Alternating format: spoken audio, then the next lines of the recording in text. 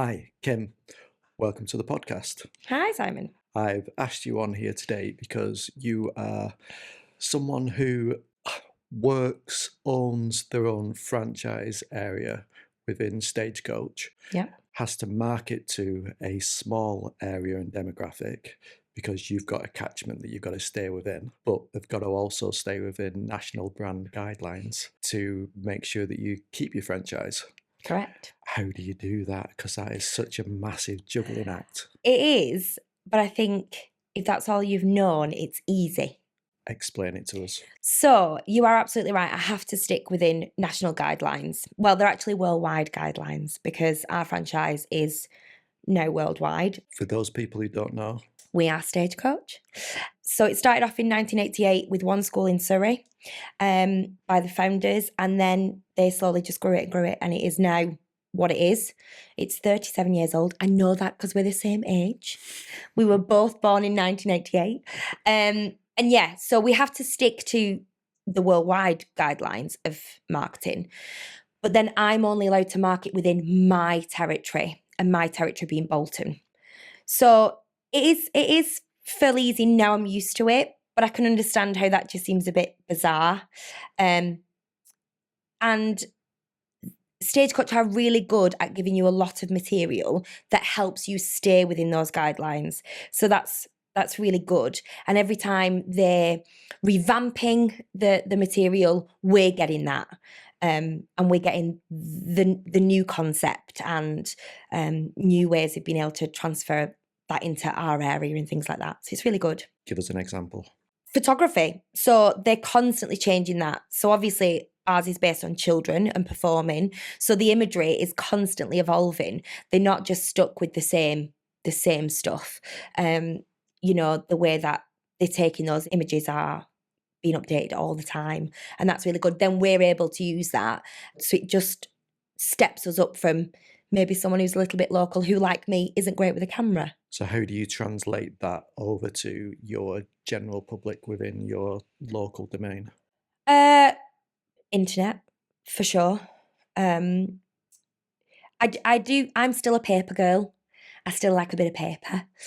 So I'm big on leaflets and getting those handed out because I think it's really nice to actually hold something. But internet is the biggest, I think, for sure. Social media is Well, we massive. see your social media channel quite a bit where you're super excited about the kids coming back to school, super excited about the next concert that they're going to be performing at.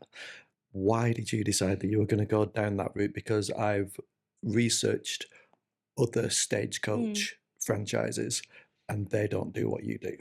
No, and I think that goes back to me saying I'm a paper girl. I think it's nice to have something that's touchable, relatable. I'm the person that they meet on the day. So shouldn't they also see me saying, "Hi, just wanted to let you know we're going to be doing XYZ," than just a post that has a beautiful picture going, "Hi, we're going to be doing XYZ." You're not going to, when you're scrolling, do you stop at a picture or do you stop at someone going, "Hi, da-da-da-da"? You stop at the hi because it captures you much quicker. Which is why social media is social. Yeah, because you need to be able to hear it, not just see it. And I'm not scared. This person ain't scared of of speaking at the camera. And because I'm not good at taking my own photos of the students, let's do a little video of them because I'm capturing that moment. You're in it with us. We're doing this together. You're showing what is actually happening as opposed to a stylized version of what you expect to be happening. Because I can say, everyone stand in this position in 3, 2, 1, capture. That looks great. But actually, how does that look like as a moving thing? What are our students actually being taught? And you show it well because, as I say, I've looked at other people's, the way that they do it, and it is very static. It is very much, this is a business. Whereas the way that you do it is, I'm showing you what your children could be achieving. You were actually held up as a role model, if I remember rightly, not too long ago. Yeah. And I think from what obviously not everyone knows, but the school that I own is the school I attended. So I attended Stagecoach Bolton. At 9 years old, that's where I went. I was that student that walked in every Saturday feeling excited. So I'm not just the business owner. I was the student. So becoming a business owner of Stagecoach has only just made me want for them to have the same experience as I did. So maybe that's why I'm a little bit more, hi guys, look at what we're doing. Feel the excitement, because I want them to feel what I felt. Other business owners who have stepped into Stagecoach at a later time in life don't have that same connection with it. They're just looking at it like it's a business rather than a personal brand that is an extension of a business. Yeah, you cut me open. I'm yellow, black with a tinge of orange. I'm only a tinge of orange because orange came into the logo a lot later on. It was always just yellow and black at the beginning. So I am Stagecoach through and through. Since the age of 9, I've been at Stagecoach every Saturday. You know, and even at uni, I still came back. I taught at the weekends. I've never left. I've never had that break. It's been constant for me. 28 years of my life, I've been there. So has the brand become you, or have you become the brand? A bit of both, for sure. A bit of both. Head office have done a piece on me. They came to my house when Stagecoach turned 30 and I turned 30. It was really lovely. They came to my house and they did a piece about my school and about me and my journey and how it started. So I think, to answer your question, I think it is a bit of both. I think I've taken on the brand, but also the brand's taken on me. The other side of what you do, one of the many strings to your bows, but we're just going to talk about the theatre and the charitable work that you do for that theatre. Yeah. What are the lessons that you've learned from marketing Stagecoach? How has that translated across to marketing a charitable theatre? So I've been with Bolton Little Theatre now since 2015. Just as an actor to start with and volunteer, because we're all volunteers. No one gets paid at the theatre. And then I think it was maybe 2019 I went on the board.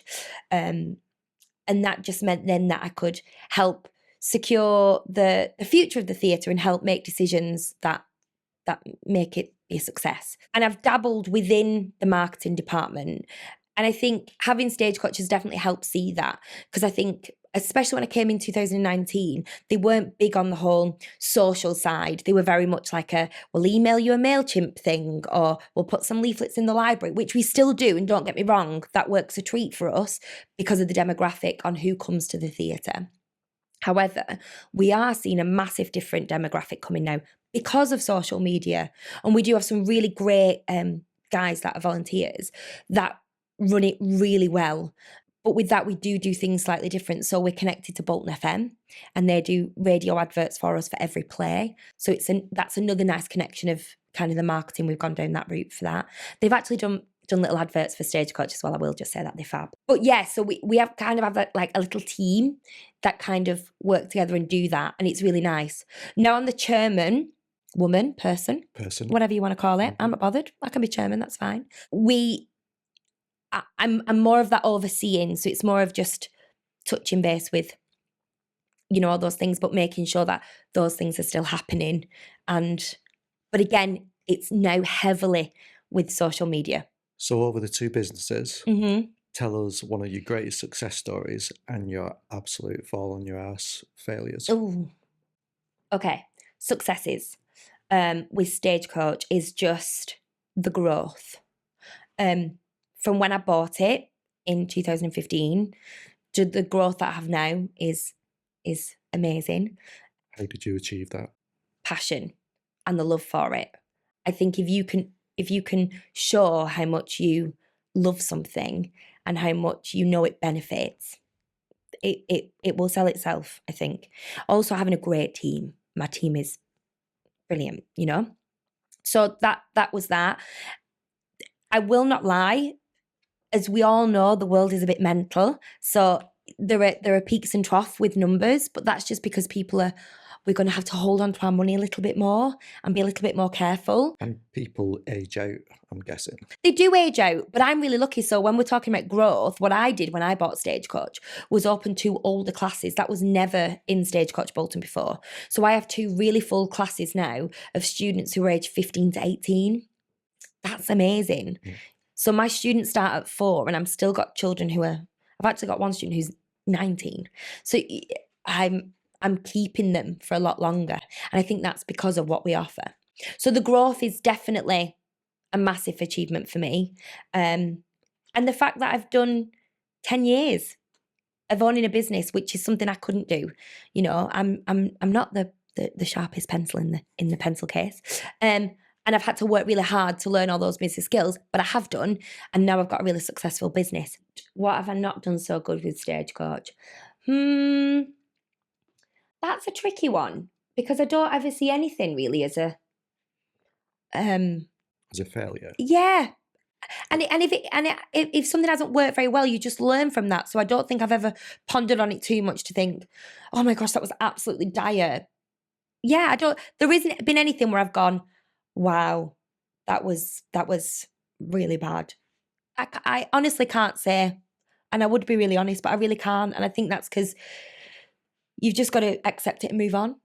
So there's a famous quote from the Netflix people who own Netflix. Yes. They turn around and say that everything's an experiment. You experiment as quickly as you can and then you move on from it if that experiment fails or if that experiment actually works. But you never ponder on the ones that went wrong. You just don't repeat them. Exactly. So there probably has been things that I've not, that haven't gone very well and I've thought, well, I won't do that again. But it could be just something as simple as ordering loads of costumes when I could have probably just bought them cheap off Shein. Like it'll be something really ridiculous. But there's never been anything where it's been such a detriment that it's held in me that I think about it. It can't have been that bad. Has corporate ever got onto you and said, Kim, you shouldn't have done that? Absolutely not.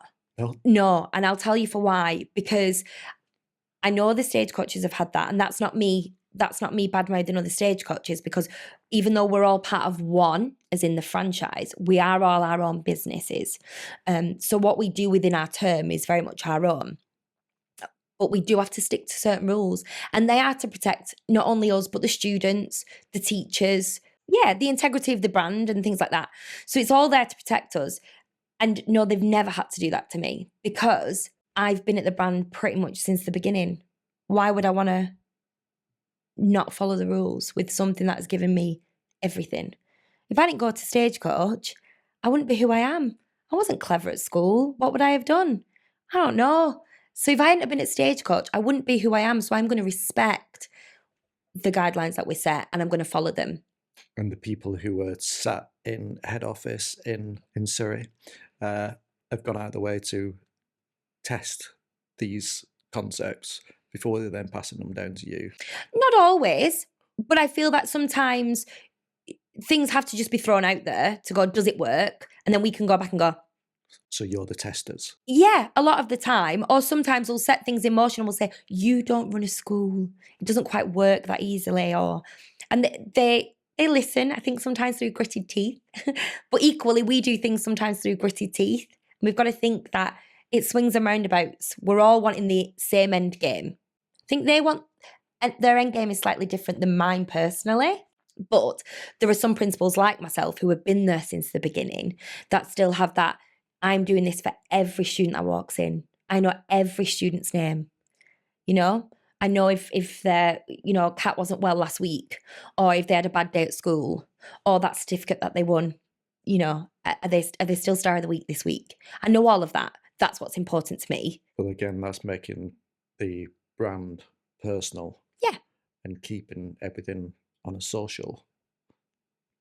And so the way that I'm trying to explain to the world as it stands at the minute is that there's two principles. There's a latency effect of you start small, you test, you carry on building. Don't expect that one day you're just going to rock up on Instagram and everyone's just going to know your name and love you. Yeah. And then all of a sudden you're going to be this overnight success.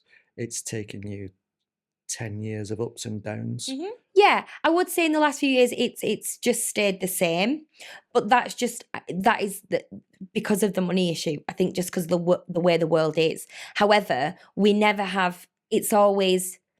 So this is a really great example. So I had a child who sadly had to stop about a year ago, and then got a call and was like, "Hi, they want to come back." Great. That tells me everything. Yeah. It wasn't possible at the time for them to continue. Totally get that.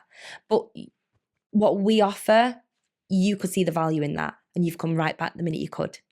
That's what I want. You retained them as a social client all the way through, so they carried on seeing what you were putting out into the world and the value Yes, you had. yeah, because I can still see them, like engaging. And like I say, because I know all my students and all my parents, you know who's engaging, you know who's sharing. I know the students who've left because it's just not their thing anymore. But then someone else comes and says, "Oh, it was such buddy who told me about you." Great. So it wasn't for them anymore. That's okay. They knew that what we offer was good, and they've sent you. Perfect. For anybody who was starting out, Yeah. what would be the biggest piece of advice that you could give them about social media marketing and taking a personal brand onto a national level? Just try everything. Try everything. And try small. Like, I know it's scary for some people to be like, "Hi, da, la, la." But some people just, I want to see the person. I want to see the person behind the product. So I would say try everything. And don't let things phase you. Don't, just because you've seen someone who's got a similar product doing something, doesn't stop you from doing it, because the way you do it will be different. And just keep going. I'm really good with lists. So in my planner that I have every week, there are certain things that are on there every single week. So I will always post my stars of the week. I will always post whose birthday it is that week. I will always do pictures of what we've done that week. I might then think, oh, also, such body has got into something. I'm going to make sure that that's on. And I have that list. So you're knowing that you're being consistent. That's a really big key as well, consistency. Because people need to keep seeing you. If you stop, they forget or they move on. And the algorithm will just bin you off. Mm-hmm. Consistency, being personal. And try everything. And try everything. Yeah. Don't be afraid to fail. Absolutely. Yeah. It's okay. It's okay to fail. Thank you very much, Kim. You're very welcome. You were everything that I expected you to be and a lot more. Oh, cheers. Thank you. Thanks.